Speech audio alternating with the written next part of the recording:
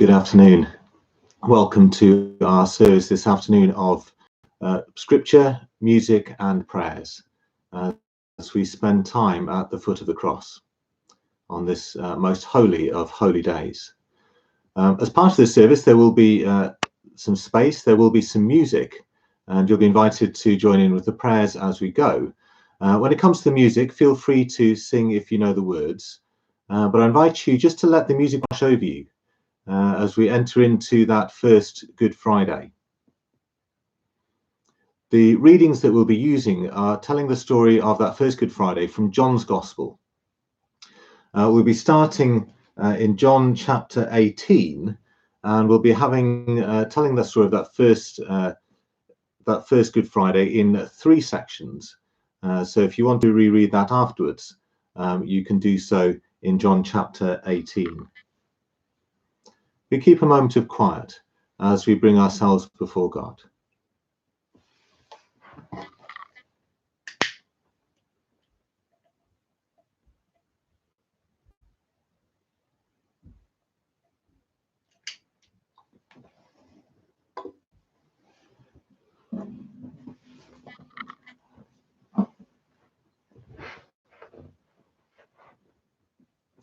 John chapter 18, beginning at verse 28.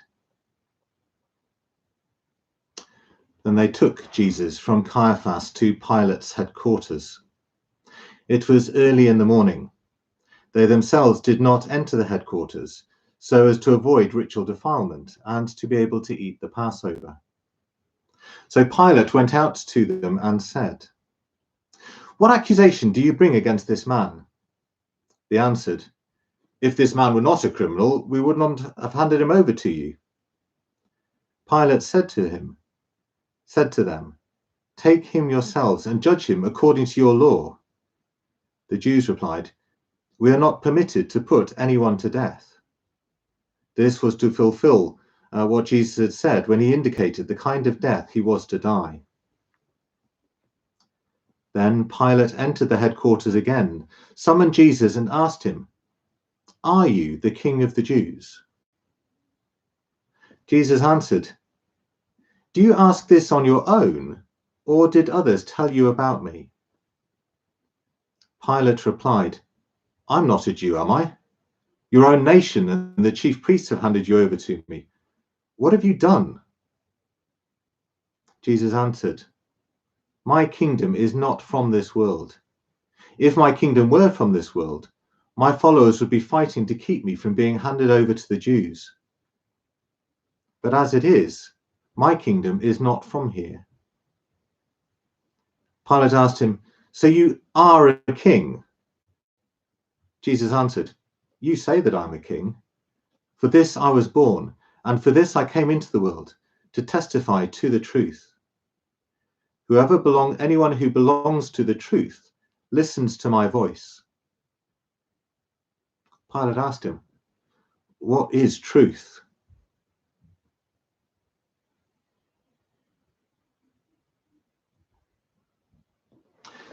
That question of Pilate, what is truth, echoes down to us today, where truth is either that which can be empirically demonstrated and verified or again and again, or truth is that which feels true to you. It appears that even 2,000 years ago, Pilate was struggling to work out, well, what is true in this world? What does truth look like? Earlier on in his ministry, Jesus had pointed him to himself. In talking with his disciples, he had said, "I'm going to prepare a place for you, and you know the way." And Thomas, good old doubting Thomas, had said, "Oh, come on, Lord, we don't know where you're going, so how can we know the way?" And Jesus had said, "I am the way and the truth and the life." Jesus describes himself as the truth. Not somehow that he measures up well against some external standard of truth, but actually that it is in the person of Jesus that all other truths find their measure. Somehow, as we look at the person of Jesus, we get to see more truly how the universe is set up. We get to see more truly who God is, and we get to see more truly what it is to live well. It is one of the more paradoxical things of Good Friday. That very name itself, Good Friday, is a paradox as well. But it's one of the most paradoxical things, that it is in looking at this scene of death that we see what it is most truly to live. Jesus, earlier in his ministry, had talked about what is the greatest commandment: to love God and to love neighbor. We see those two commandments meeting in this point at the cross. That as Jesus pours out himself before God and before the world, he shows us what it is to live well with God and with one another.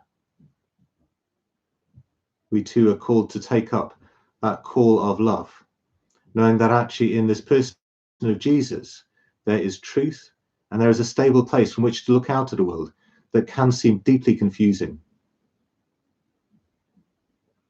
That's not to somehow say that you can just write a book and say, well, this is the truth.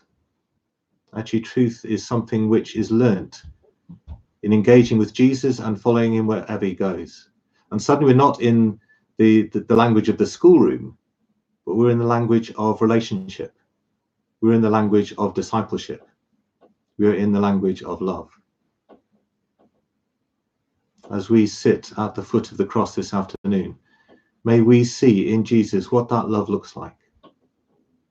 May we see truth. And in that truth, may we see life.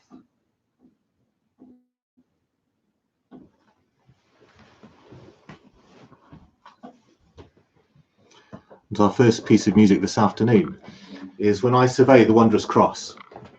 I'm going to sing to the tune of Oh Waly Waly, partly because I think that goes rather better with the guitar. But I invite you, as we look at the cross, to ponder what does it look like to see in that cross, to see truth, to see hope, and to see life.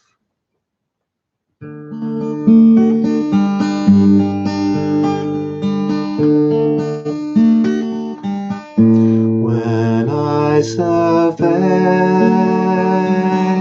the wondrous cross on which the Prince of Glory died, my richest gain I count but loss and pour contempt on all my pride.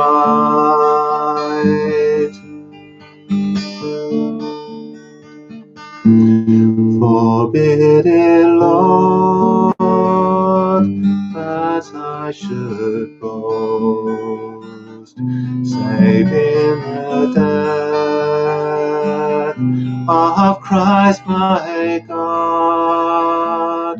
All the vain things that charm me most I sacrifice them to his blood. See from his head, his hands, his feet, sorrow and love flow mingled down. Did as such love and sorrow meet, all thorns compose so rich a crown.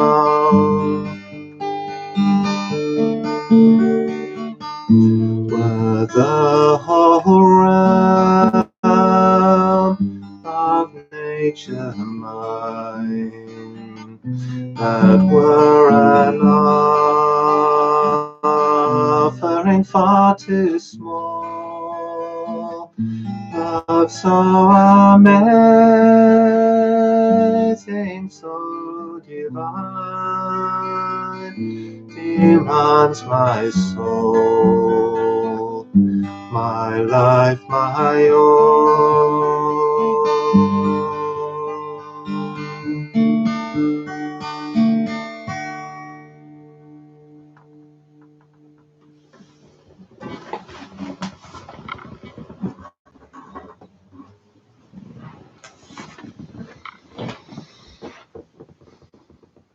After Pilate had said this, he went out to the Jews again and told them, "I find no case against this man.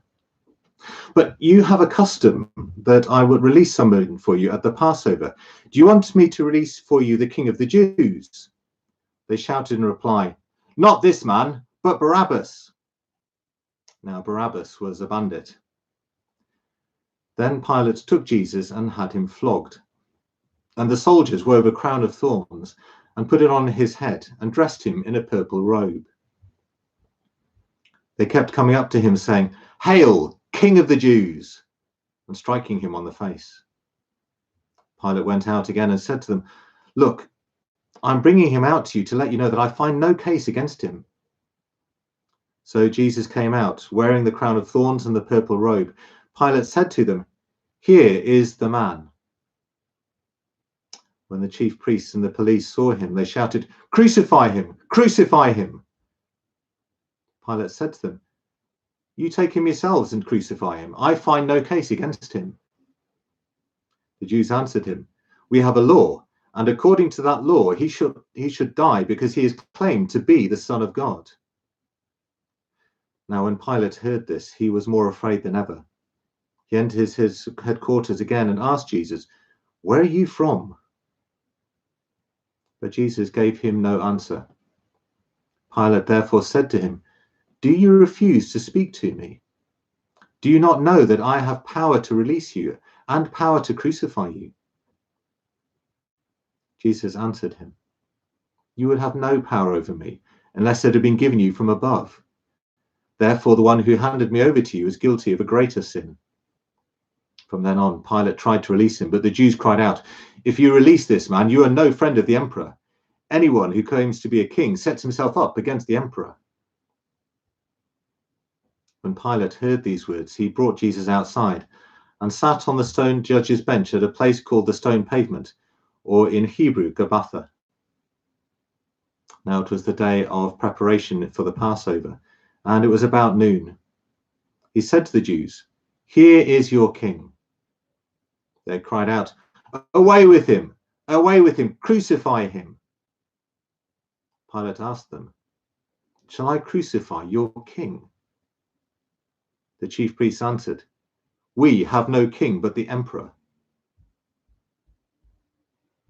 Then Pilate handed him over to them to be crucified.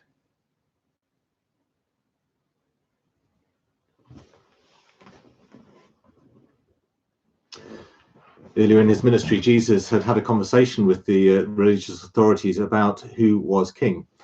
And it centered on one of these, on a coin. Should they pay taxes? And if so, to whom? To Caesar, to God? What's going on? And Jesus said to them, "Show me a coin. Whose head is on it?" And they said, "Well, it's Caesar's." And Jesus said, "Well, then give to Caesar what is Caesar's and give to God that which is God's."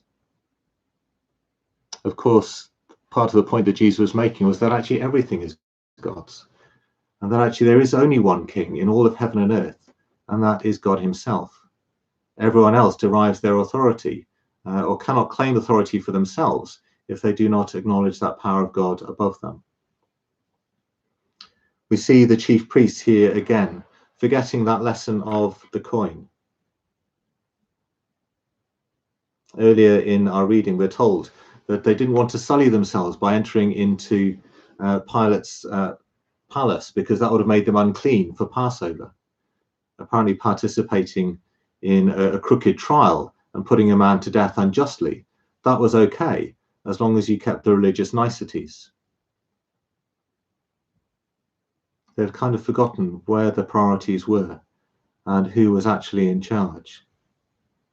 And so as we come to the end of this passage, we come to that final blasphemy from the people who should have known best of all who was in charge. The chief priests answered, "We have no king but the emperor."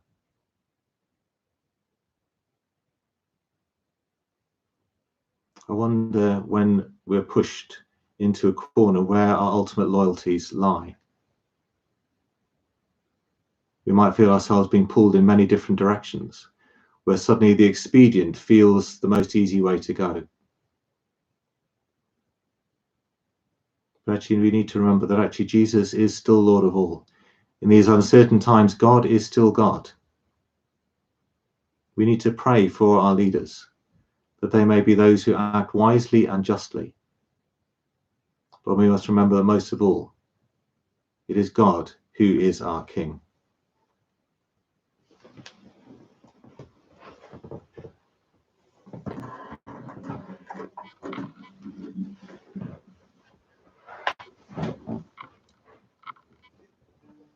And so our second song is by Stuart Townend. It's a song called How Deep the Father's Love.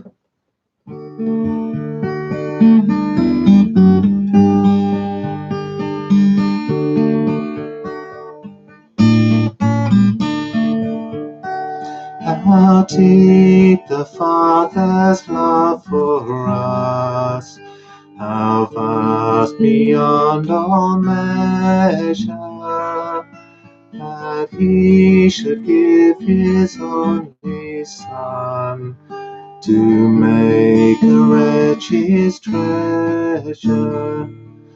How great the searing pain of loss, the Father turns his face away, as wounds which mar the chosen one bring many ones to glory.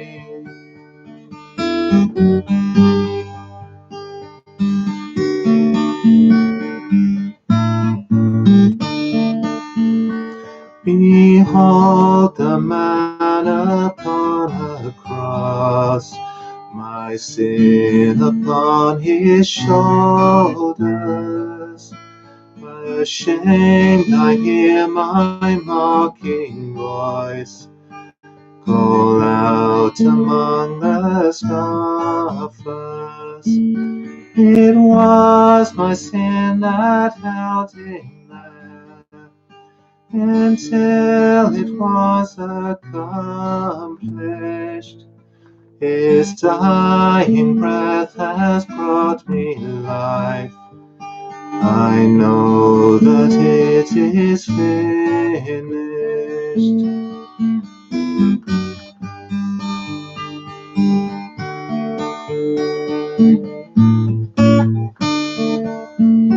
I will not boast in anything, no gifts, no power, no wisdom, but I will boast in Jesus Christ, his death and resurrection. Why should I gain from his reward? I cannot give an answer, but this I know with all my heart: his wounds have paid my ransom.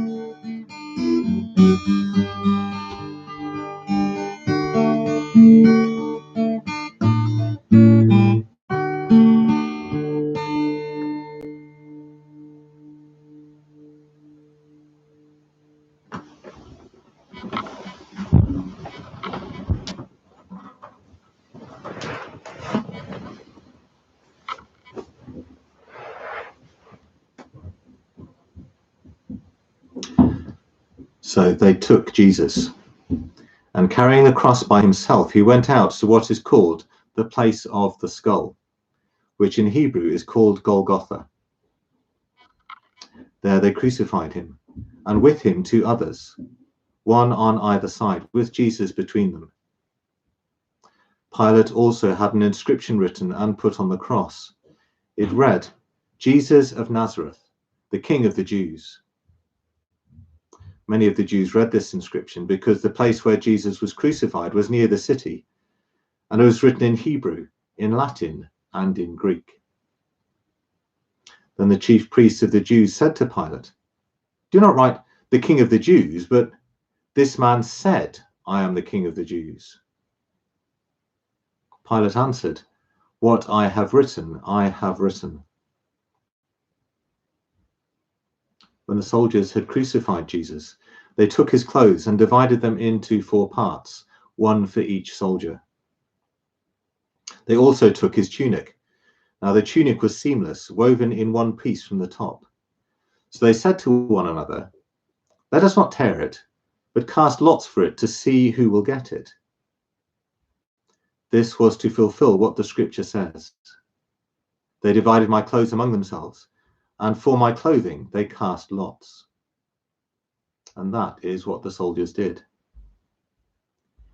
Meanwhile, standing near the cross of Jesus were his mother and his mother's sister, Mary, the wife of Clopas, and Mary Magdalene. When Jesus saw his mother and the disciple whom he loved standing beside her, he said to his mother, "Woman, here is your son." Then he said to the disciple, "Here is your mother." And from that hour, the disciple took her into his own home.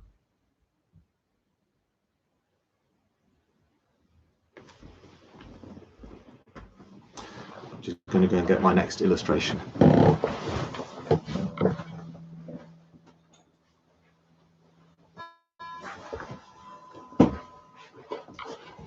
I'm guessing that many of us will have something like this in our houses, or you'll know somebody who's got something very similar to this. This is a picture which the children made of all their handprints. So you've got Thomas in blue, got Peter in yellow, you've got Catherine in red, and Samuel in green.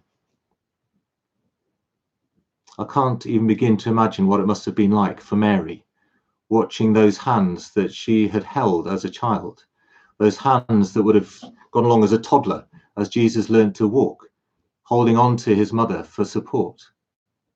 Those hands that Mary had washed, those hands that Mary had cared for when he'd fallen over and grazed his hands, that should have washed the dirt out of, that should have watched learning the trade as a carpenter. Those hands now being nailed to a cross. I wonder what Mary had at home from which Jesus had made as he was growing up. I know my mum kept a cheese board that my brother made in woodwork when he was about the age of 12, and it was proudly brought out at every function, so she could say, "Oh, my son made this." I wonder what she made of Jesus' hands being nailed to that cross. There's that extraordinary line, isn't there, in that Graham Kendrick song, "Hands that flung stars into space, to cruel nails surrendered." And yet extraordinarily, those hands that are now nailed to the cross are still hands reaching out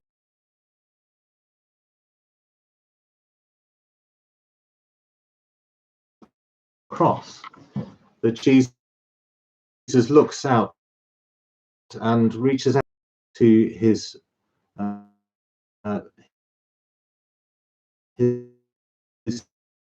friend.